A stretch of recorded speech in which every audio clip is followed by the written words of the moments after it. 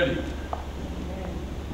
St. John chapter 15, verse 9. Jesus is talking to the disciples, winding down toward the end of his life, giving instruction. He says, as the Father has loved me, so I have loved you. Continue you in my love. St. John chapter 15, verse 9. You look at verse 10. It says, if you keep my commandments, you shall abide in my love, even as I have kept my Father's commandments and abide in his love. These things have I spoken unto you, that my joy might remain in you, and that your joy might be full. This is my commandment, that you love one another as I have loved you. In verse 13, greater love hath no man than this, that a man lay down his life for his friends.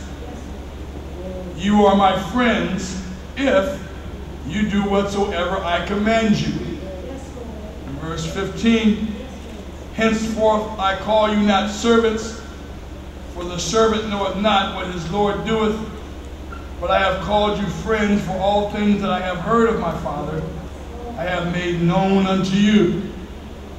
You have not chosen me, but I have chosen you and ordained you, that you should go forth and bring forth fruit, and that your fruit should remain, and that whatsoever you will ask of the Father in my name, he will give it you.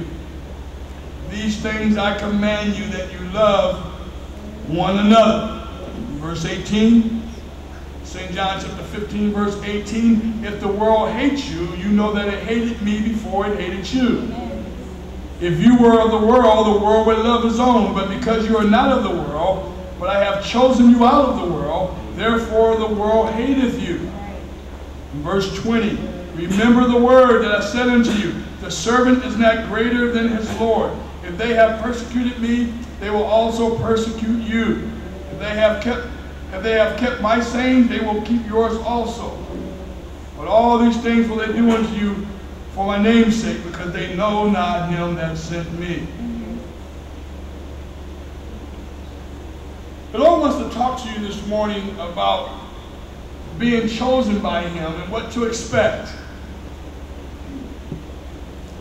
And then from that perspective, being able to make a decision of whether or not you're going to make yourself available for the purpose of God.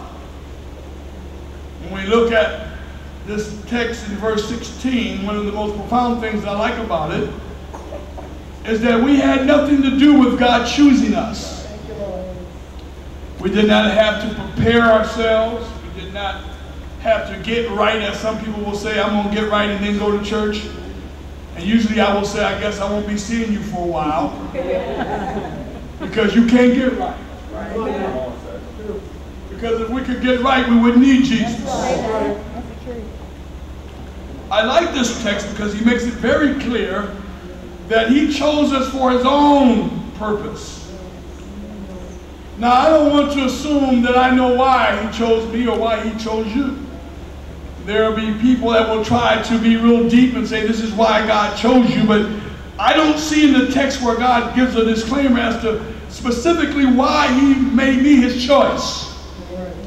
I know that when I was on drugs, there was a whole bunch of other folks on drugs. There was people all around me doing as much evil as I was doing, but for whatever reason, God saw fit to pull me up out of the muck and the mire and to pull you up out of the muck and the mire and handpick you and choose you for his own purpose. Stick with me this morning. It's going to be all right. I'm not going to take long. I like this text because it lets me know that I'm special to God. You can rest in the fact that who you are is not as important as what God is doing with you. Because sometimes the devil will try to get you to look in the mirror at yourself and say, you're not all this and you're not all that, and you know, you have these faults, and other folks start picking on you and picking at you and look at this and you shouldn't be doing this. And listen, you have to come to a place where you realize in all of my frailties, yet the Lord chose me. the God of heaven, the God that made and created all things, decided out of his own volition, without any help from anybody else, that he had something that he wanted me and you to do. Jesus chooses us, he hand selects us, and he makes us special to himself. He says we are a people that's special above all the other people in the whole world. People will say, well, why are you special? And I say, the reason why I'm special is because I'm chosen. Yes. I'm not special because I'm smarter than anyone else. I'm not special because I'm more handsome or you're more cuter than anybody else. Praise the Lord, Sister Risha. I'm glad to see my daughter in the house. God bless you this morning. But I'm special because I have been chosen by the Lord. This morning, one of the things you might have heard me keep saying during the exhortation portion of our service was how many people are glad to be saved. I was saying that because God has just been pressing on me and showing me how I'm so blessed just to be saved. So many people around me, especially on my job. I think that's why the Lord put me on the job, so I can really see how many people are actually lost.